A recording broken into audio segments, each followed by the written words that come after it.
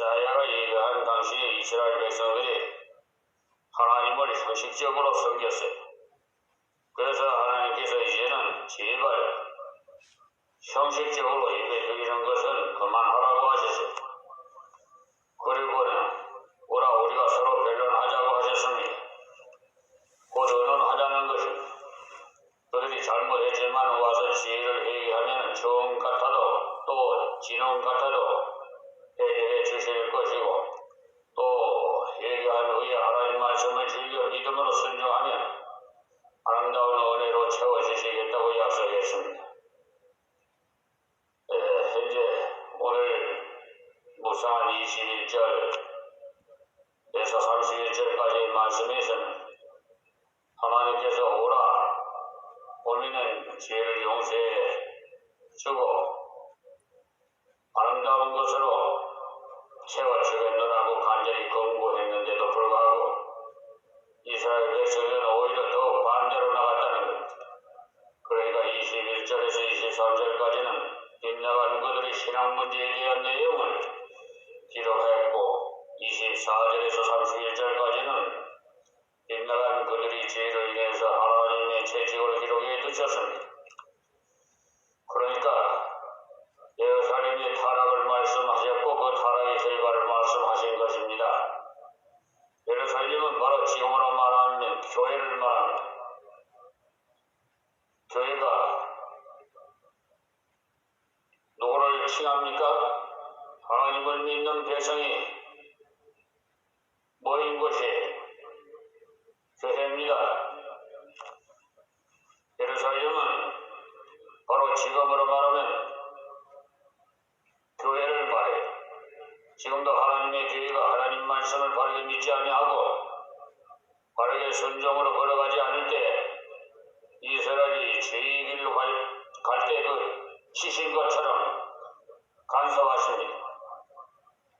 그러므로 이 말씀은 여러분에게나 나에게나 주셨다는 사실을 꼭 잊지 말아야 해요.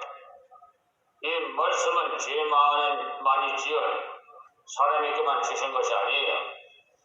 우리도 이 말씀에 깨어있지 아니하면 하나님을 바르게 바라보지 못해서 이들이 저지른 신앙의 생활로 가게 되어서 그 결과로 비참함을 당할 수가 있다는 것을 아셔야 합니다. 그러나 이 말씀을 듣고 죄로 말미암아 떨어졌던 자리에 일어서고 거스린 자에게 돌아선다면 여기 기록된 채찍과는 정반대되는 하나님의 은혜를 체험하게 될 것입니다. 우리가 알아야 하는 것은 하나님의 경고의 말씀을 주실 때는 그 배후에 이체적인 뜻이 있다는 것을 알아야 합니다. 그러니까 경고의 말씀을 왜 주시느냐 하면 실패해서 회복해 하시려고 주시는 것입니다. 돌아오라고. 시신은 하나님의 사랑의 손짓입니다. 때문에 바르게 깨닫고 주께로 돌아오는 사람은 하나님의 사랑의 은총을 다시 입는다는 것을 기억하시기 바랍니다. 그러면 본문 21절 말씀을 말씀드리겠습니다. 신실하는 성읍이 어찌하여 창기가 되었는고. 여기 신실하는 성읍은 바로 예루살렘을 두고 하시는 말씀입니다. 공평이 거기 충만하였고 의리가 그 가운데 거하였더니 이제는 살인자들 뿐이었도다. 아무리 그렇지만 교회가 이럴 수가 있겠는가? 이렇게 생각하기가 쉽습니다만 실제로 교회의 역사를 살펴보면 교회가 타락되었을 때 가장 악질적인 일을 서슴지 않고 했다는 것을 알아야 돼요. 지금 현재도 여러분 한국 교회를 비롯해서 세계 모든 교회를 한번 돌아보세요. 어떻게 하고 있나? 하나님의 교회가 바로 서야 이 세상이 바로 섭니다. 하나님의 교회가 부패하니까 세상도 부패해서 돈이 우상이 되고 교회들이 다 세속화되어가지고 주님께서 오실 때 믿음을 보겠느냐고 하신 말씀이 새록새록 새겨지게 됩니다. 여러분 깨어나시기 바랍니다. 성령의 인도함으로 영을 분별할 수 있도록 하나님께 기도하시고, 이 시대는 혼란스럽고 너무나 혼탁한 시대가 되어서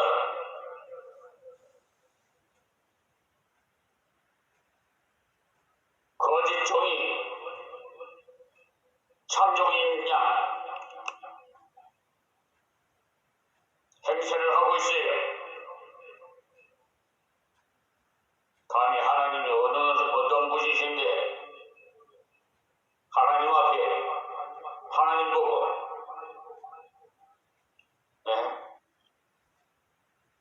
내 손에 죽는다고, 내한테 죽는다고 그렇게 말할 수가 있어요? 아주 막가지 하는 거죠. 주님이 오실 날이 가까우니까 빌 거지 같은 선지자들이 다 일어나가지고 이 사회를 혼란스럽게 만들어요. 돈이 우상이 돼서 어떻게 하든지 돈을 캐치해가지고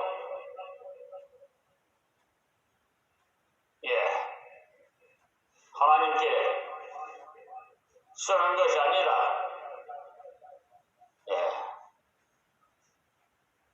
사적인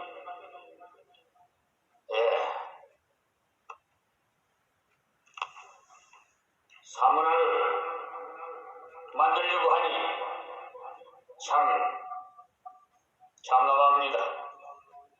예수님 십자가에 돌아가시고 부활승천하신 후에 313년까지는 많은 핍박을 네로 황제라든지 예수님을 모르는 이방 사람들에게서 받았어요. 그러나 그 후에 천주교에서 핍박받아서 순교한 사람들이 이방인에게 핍박을 받아서 순교한 사람들보다 더 많았습니다. 교회가 타락한 것이 중세 로마 가톨릭 교회입니다. 교회가 하나님 말씀을 저버리고 의식주의로 흘러가버리니 성경이 있는다고 사람을 죽이고 또 성경을 번역한다고 사람을 죽였어요. 너무나 많은 사람들은 바른 믿음이 있다고 죽였어요. 그런 사실을 볼 때 교회가 하나님 말씀에서 떠나가면 사람 살리는 사명에서 떠나서 죽이는 짓을 하나님의 이름으로 용감하게 행하게 된다는 것입니다. 신실하던 성읍이 이 말씀은 신실이란 말은 거짓이 없고 믿을만하다는 뜻입니다. 인간 자기의 부족과 약함을 안다는 것을 말합니다.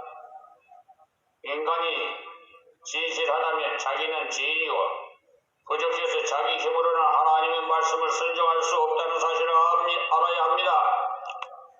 나는 이만하면은 수준급이라고 여긴다면 그것은 자기에 대해서 거짓이에요. 하나님께서 가장 구역질나게 여기시는 것이 인간이 자기 스스로 설 수 있다고 교만해진 자들. 사실 인간이 스스로 선을 행할 수 있다는 말을 참으로 가정한 말. 왜냐? 인생은 부패해서 아무도 스스로 참다운 선을 행할 자가 없어요. 예루살렘이 무엇이 신실했던가? 자기 자신에 대해서 하나님께 대해 신실했습니다. 그것은 자기가 죄인인 줄 부족한 죄인 줄 알아서 하나님을 의지했다는 것이, 그런데 이 성이 변질돼서 창기가 되었다는 거예요. 창기의 특징은 자주 변하는 것 아닙니까? 이 남자 저 남자를 찾아서 자기에게 덕을 줄 사람 누구라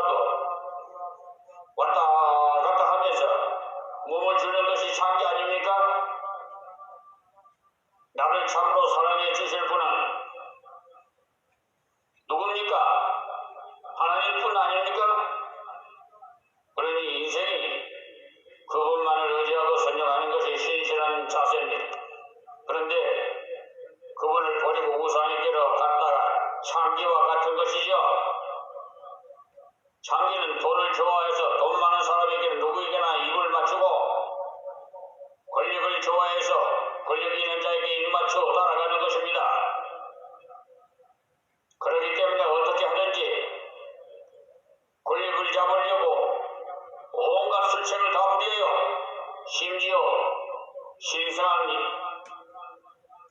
대한민국 법정에서 법원에서 판사가 변호사와 정관예우로 소송비용 담보 제공한 공탁금을 받아먹고도 다시 신청해서 펜치해가지는 않나. 또 소송 목적의 값으로 산정해야 할 소송 비용 담보액을 소송 소가를 가지고 하지를 않나. 그것을 일일제기 하니까 소송 소가를 소송 목적의 값으로 둔갑을 시켜가지고 이 못된 사기꾼, 특별히 로고스, 법무법인, 소속인, 변호사가 하나님의 영광을 가리면서 하나님의 준엄한 심판이 있을 것입니다. 이게 뭡니까? 상기와 같은 자 아닙니까? 돈을 좋아하는 사람, 돈에 눈이 어두워서 하나님의 말씀과 뜻은 저버리고 권력을 남용해서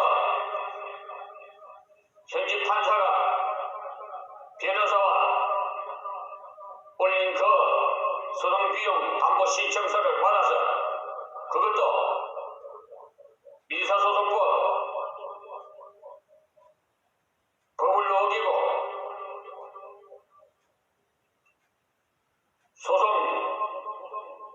소장 부분을 받은 지 30일 만에 답변서를 제출해야 되는데도 103일에 그러니까 변론기일 2번이 다 지나가고 선고기일 잡힌 그 무렵에 신청한 것을 이 못된 불량한 판사는 받아서 소송 담보 제공 명령을 약 1,000만 원 돈이나 명령을 했어요. 그래가지고 패소시켜가지고 펜치강이 이게 완전히 사기꾼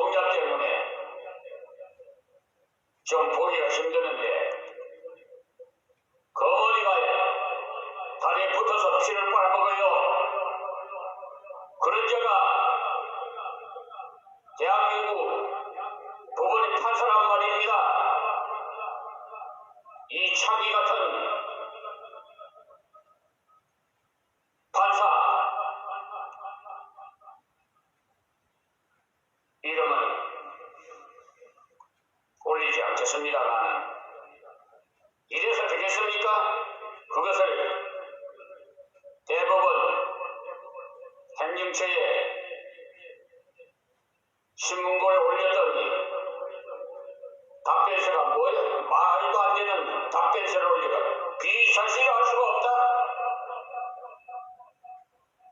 나쁜 사람들. 이 아주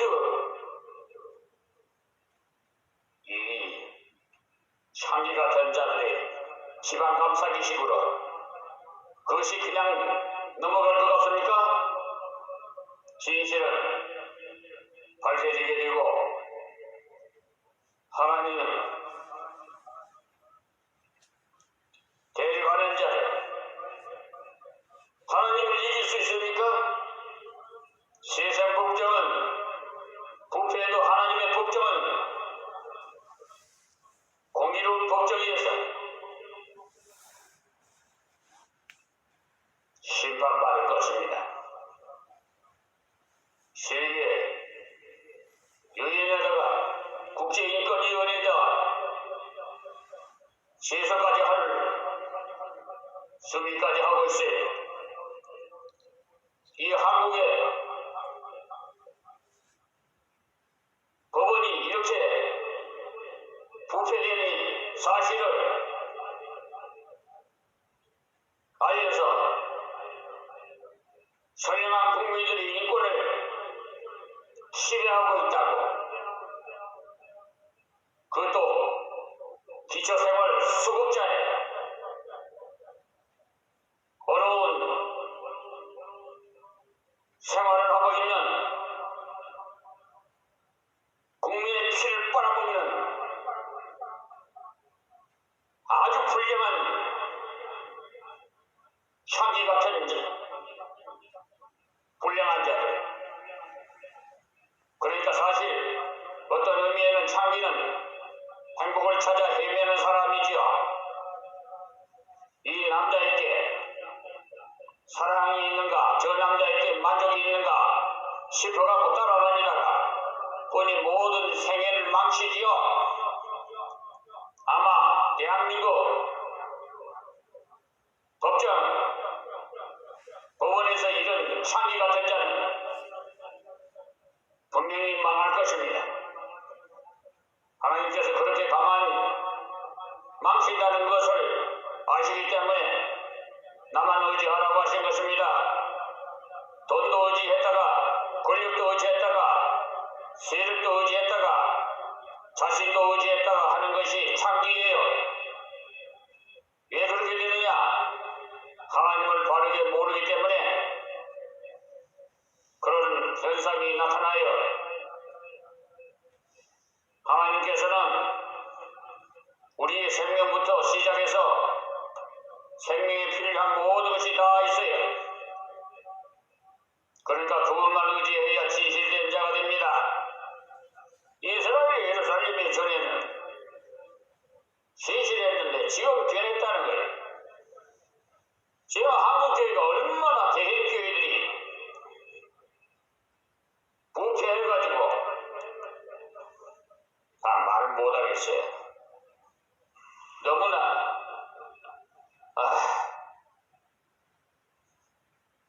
너무나 비사실이 엄청나서 말을 못하겠습니다. 지금 예수 믿는 사람 중에 이런 사람들이 지금 엄청나게 많아요. 여러분 다 교회만 다니면은 다 하나님께서 복주실 줄 압니까? 복 받기 전에 심판부터 받아요. 전에는 전적으로 믿음 생활을 했는데 지금은 세상 돈벌이에 재미가 붙어서 요즘 한국교회에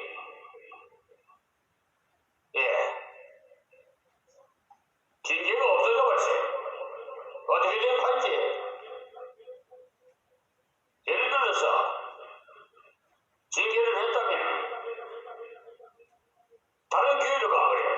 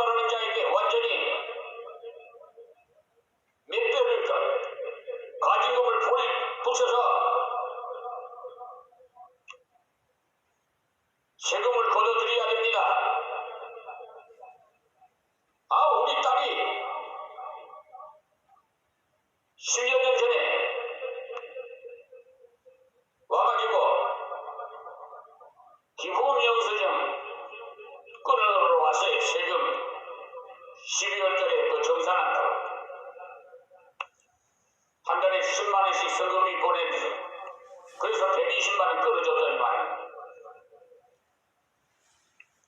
아버지가 돼가지고 이러시느냐고. 다른 교회는 써달라는 대로 써주는데 아버지가 이러느냐고. 그래서 지금 그 길로 발걸음을 끊었어요. 그 못된 딸이 말입니다. 이름도 이세드라고 하나님께서 지으라고 그래서 제가 지어줬어요. 그런데 그런 마귀 사탄에 미혹당하는 교회에 다니면서 못된 것만 배워가지고 세금 탈취를 세금 포탈이나 하려고 돈이 무엇이기에 오늘 밤 생명 와서 가버리면 아무 소용없어요. 그러니 이 나라가 한국교회가 부패하니까 사회가 무엇을 본받겠어요? 도둑질하는 것밖에 안 되는 본받을 거 없잖아요. 심지어 대형교회 세계에서 가장 큰 교회 목사가 하나님의 돈을 횡령하죠. 장로가 고발하니까 검찰에 불려가서 조사를 받아 기소가 되는데 지금은 고인이 됐습니다만 그런 자의 설교를 지금도 들고 있어요. 무엇을 배우라는 거예요? 도둑질하는 목사에 돈을 받으라는 거예요? 그래도 사람들이 많이 모이니까 뭔가 있는가 보다. 아이고 참으로 참담해서 더 이상 말을 못하겠습니다. 저 소개는 그냥 성령님의 탄식 소리만 들립니다.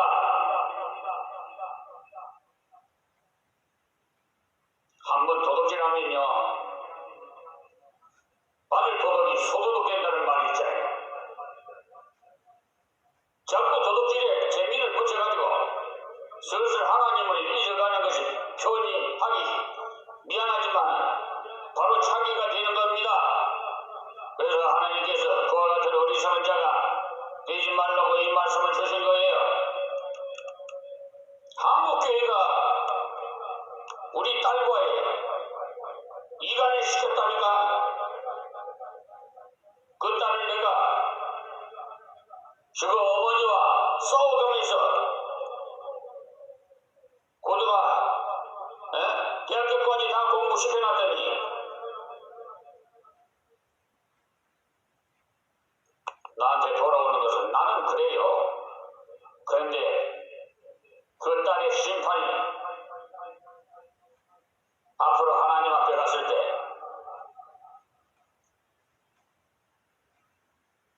두렵습니다. 세상 세력의 중심으로 나가면은 타락의 지름길로 나서요. 지금 교회, 지금 현 정부의 이 나라가 지금 어디로 가는지 모르겠어요.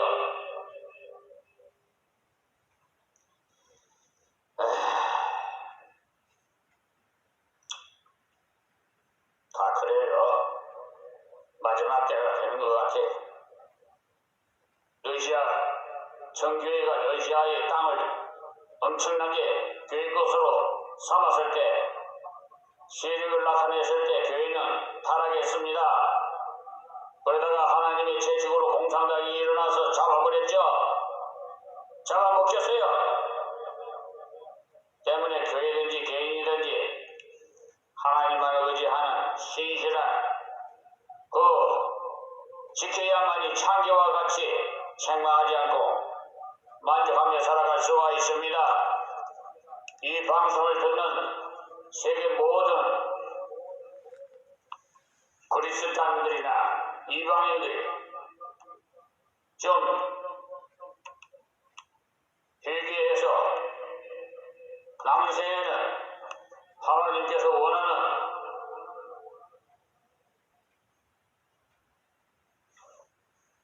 성성될 하나님의 아들 딸이 되기를 바라며 장기는 만족을 찾아 이 남자 저 남자를 옮기지만 결코 만족이 없어요. 그러나 우리는 하나님만 의지해도 우리 생활 속에 만족을 누릴 수가 있다는 사실을 잊지 마십시오. 공평이 거기 충만하였고 우리가 그 가운데 거하였더니 하나님이 주시는 것이 바로 공평이고 의리입니다. 그것을 한마디로 줄여서 표현하면 진리라는 것. 하나님 위에는 진리가 없습니다. 어떤 사람을 양심적인 사람이라고 해도 하나님 앞에서 절대적인 선은 그에게 없어요. 그저 상대적인 다른 사람보다 비교해서 좀 낫다는 것이지 양심대로 온전히 산 사람이란 아무도 없습니다. 예수 믿는 사람 중에도 성경대로 산 사람 없어요. 말씀 그대로 한마디 순종한 사람 없어요. 인생은 부패해서 양심대로 못 사는 줄 알고 주를 의지하는 사람들이 바로 그리스도인들입니다. 하나님 말씀대로 살아갈 수 없는 줄 알고 하나님을 신뢰할 때 능력을 주셔서 말씀을 순종할 수 있게 하십니다. 이들이 하나님을 의지했을 때는 이 사람에게나 저 사람에게나 진실할 수 있었고 행위에게 진실할 수 있어서 사랑을 나누는 성읍이 되었다는 것입니다. 그래서 예수님께서 비유하시기를 예수님은 포도나무이요 성도는 그 가지라서 가지는 나무에 붙어 있기만 하면 기레기 와서 포도 열매를 맺는다는 것입니다. 지금요 한국교회 교인들의 뿐만 아니라 세계 모든 그리스도인들이 포도나무 가지에 붙어 있는 게 아니라 돌감나무에 가지에 붙어가지고 있어요. 지금 여러분이 진실되게 살고자 하십니까? 여러분 속에는 진리가 없어요. 그러므로 내 힘으로는 진리대로 살 수 없어요. 그러므로 하나님을 의지할 때 진리대로 걸어갈 수 있는 능력을 그때그때 주십니다. 근데 하나님과 교통이 끊어지니까 살인자들 뿐이었다라고 말씀하셨어요. 이 말씀은 하나님의 백성은 하나님께로부터 은혜를 받아서 나눠주고 사랑해야 점점 은혜가 역사하는데 그렇지 않으니까 자꾸 남에게 요구만 한다는 거예요. 자기를 사랑해서 자꾸 자기의 탐욕만 채우고자 행위를 미워하니까 살인이 일어나는 거죠. 그런데 하나님의 사랑을 받아보지 그래 받아보지 않는 사람은 남을 올바르게 사랑할 수가 없습니다. 그러니까 21절과 같은 신앙의 타락이 오니까 22절과 같은 생활의 타락이 따라온 거죠. 오늘은 여기에서 말씀을 맺겠습니다. 변화되는 역사가 일어나게 하여 주시옵시고 이 세계가 하나님께 영광 돌릴 수 있도록 모든 민족을 구원해 주시옵소서. 예수님의 이름으로 기도하옵나이다.